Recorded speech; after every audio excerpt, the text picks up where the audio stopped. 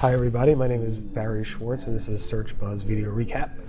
A little bit quiet just because I'm in an airport lounge doing the video. Not sure if I'll be able to post it early enough tomorrow because of the red-eye flight, so I figured I'd record it the night before and schedule it to go live. Again, today is, it's going to be Friday, February 21st when I post this. And this is the search news we covered over at the Search Engine Roundtable at seroundtable.com.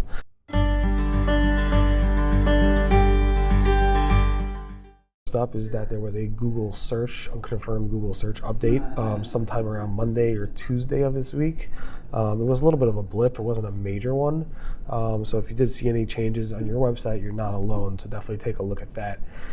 After that, there was also a unconfirmed Google local algorithm update, which happened on February 14th through over the weekend, through Monday probably. So last Friday through probably Monday or Tuesday of this week. So if you did see your rankings change at all, specifically with a local pack in Google, that might have been pretty widespread according to the tools and also the SEO, local SEOs themselves.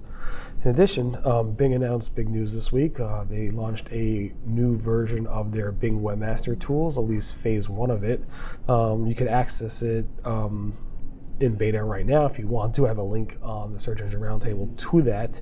The new interface has currently 3 tools they're brought over, and they're adding more features as well, including the search performance report, a sitemap report, and a backlinks report. The search performance report is adding more and more features, and Bing said they're going to constantly add new features over time. As they add new features or port over all existing features, those old features will be gone in about, I think they said 3 to 4 weeks, or maybe 2 to 4 weeks. So Google, unlike Google, Bing's going to remove those old features pretty quickly from the old interface, and you won't have overlap between the features for a long period of time like Google had. Google said that their systems aren't looking specifically for EAT, but they do hope that whatever the output of their signals are in terms of their search rankings do meet the same type of requirements or answers that the human raters will get when they go ahead and match it up with EAT. That's something Danny Sullivan said, and he had to say this again. It's something new, and Google doesn't have EAT scores, so just keep that in mind. And again, another thing that we covered, I think this is the 4th time I'm covering it, is that Google does not use the BBB, Better Business Bureau rating in their algorithm at all. They don't want to depend on third-party ratings, nor do they use the Better Business Bureau rating, so it's something they don't use, and Danny Sullivan had to say it again. I think John has said it in the past, and as well as Gary, and I think also Matt Cutts. So we covered in 2012, 2017, 2018, and now 2020. Gary from Google said that using a 429 or 503 HTTP status code will not just slow the crawling of Googlebot, but if you keep it up there for a while, those pages will eventually drop out of the Google index. So keep that in mind. Google also said that they process link disavow files immediately, but they take into that disavow only as those URLs are recrawled. So keep that in mind, that even though they process the disavow immediately, it might take some time for Google to go ahead and actually take that into account with the URL until it's actually crawled, which makes a lot of sense. This I'm going to have to include a screenshot of somewhere over there, I guess, that Google is testing massive images in the search results. We actually covered this a few weeks ago, but it's much more visible when you do a search for Madonna, and you can see them on the screen over there, that they're pretty big. Google also made some updates to Google Search Console, specifically the change of address tool, and they added a bunch of features. One is they added, actually 2 features. One is a redirect validation for up to the top 5 URLs of a moving domain name, and also they added reminders at the top of Google Search Console reminding you both of the moving domain and the destination domain that it's actually being moved. So you get that little warning over there, which is a nice little feature add. Google My Business again went ahead and sent out confusing information. So a week or 2 ago, we covered how Google My Business said that keywords and descriptions is something that Google uses for ranking for local, and then Google My Business had to retract that, and they removed it from their documentation. But then we had somebody from Google My Business on Twitter say, yes, While it's not guaranteed to improve your rankings, they said it could actually go ahead and improve rankings depending on other factors, as well as information that is found online associated with the business. I'm not sure why Google's doing this, but who knows. On the Google local side, Google's added the ability to add multiple photos or videos to your Google post. Now you can have up to 10 photos or videos on a single Google post. That's available in Google My Business. I also posted some information around how to remove Postmate links. So you always see this where you're on Google looking for a local business and they say they offer online delivery or free delivery, and you click on those links and it doesn't even work.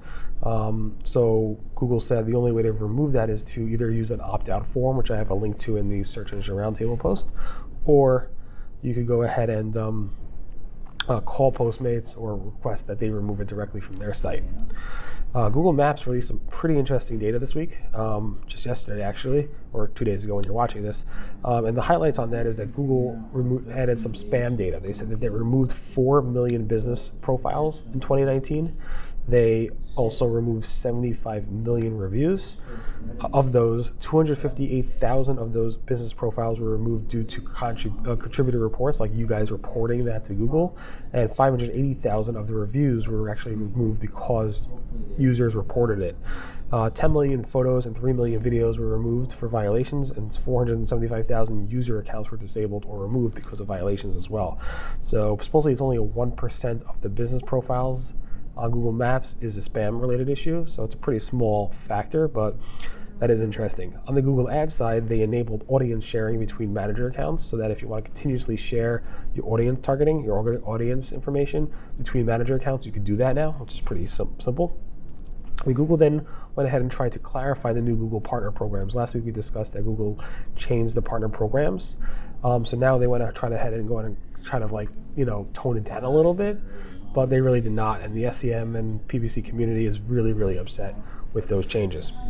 Google AdSense, at least publishers are receiving ransom emails saying we're going to go ahead and send invalid traffic to your website, which would ultimately reduce your earnings or even get you penalized or banned from Google AdSense if you don't pay us $5,000 in Bitcoin. This is all over the internet. I think this has been an issue for a while, so I'm not sure why it's becoming an issue all over again.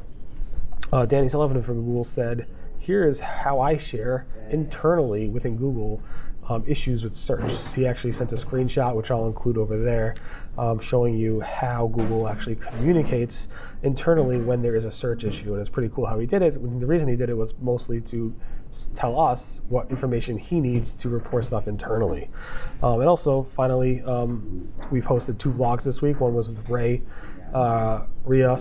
Drysdale, about how she saves clients money through SEO, as well as hyperlocal SEO features. Definitely take a look at that. And I also posted a video vlog with Chris Boggs, who was actually a U.S. Marine in the early days. He turned into an expert, seasoned search marketer. He does both SEO and PPC, and it was a nice conversation to have with him. Again, the reason I'm doing this in an airport lounge in San Francisco is because we just finished up XMX Search Marketing Expo in San Jose, XMX West. I'm not sure how long it would take me to get back with my flight, the red-eye flight, but this way I'll go ahead and schedule it for the morning. I appreciate you guys doing that. Again, my name is Barry Schwartz, and this is the Search Buzz video recap. Today is Friday, February 21st. Everyone have a great weekend, and I'll see you guys next. Goodbye.